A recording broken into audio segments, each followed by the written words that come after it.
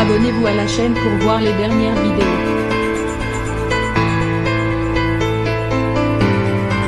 Au mois de décembre 2020, Stéphane Guy, commentateur phare de Canal+, s'est fait virer par la chaîne après avoir exprimé son soutien à l'antenne à l'humoriste Sébastien Toen.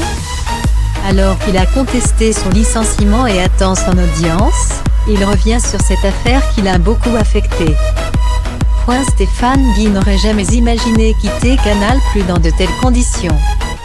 Commentateur des matchs de Ligue 1 sur la chaîne cryptée depuis plus de 20 ans, il a pourtant bel et bien été licencié juste avant Noël en décembre 2020.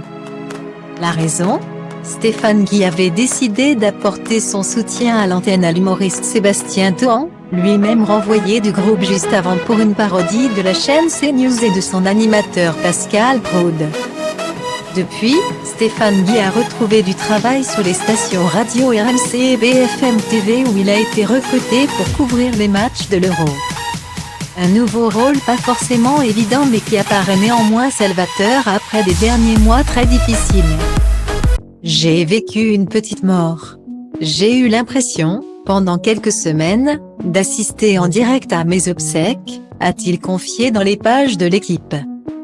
Stéphane Guy est d'autant plus peiné par la décision de Canal+ de se séparer de lui qu'il ne comprend toujours pas. Cette affaire me sidère depuis le début et encore aujourd'hui.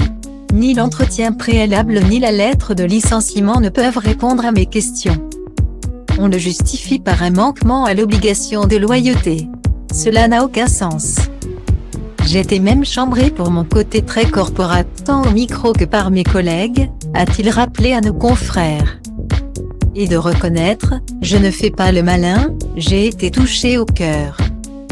Depuis 25 ans, je me levais et m'endormais en pensant à Canal, malgré cette issue bien malheureuse.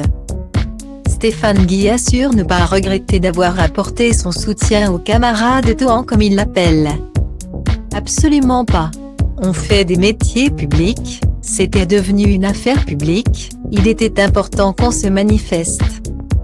Je n'ai commis aucune faute dans mon commentaire, ce soir-là, a-t-il estimé. Ainsi, le complice d'Habibie a contesté son licenciement devant les prud'hommes. Son audience doit se tenir en octobre prochain, après quoi Stéphane Guy espère pouvoir réintégrer Canal+. J'ai été le plus heureux des hommes dans ce que je faisais et je sais que ce sera très compliqué de retrouver ce bonheur professionnel. C'est pour cela que je me battrai jusqu'au bout. L'intégralité de l'interview de Stéphane Guy est à retrouver dans le nouveau journal de l'équipe paru ce mercredi 16 juin 2021.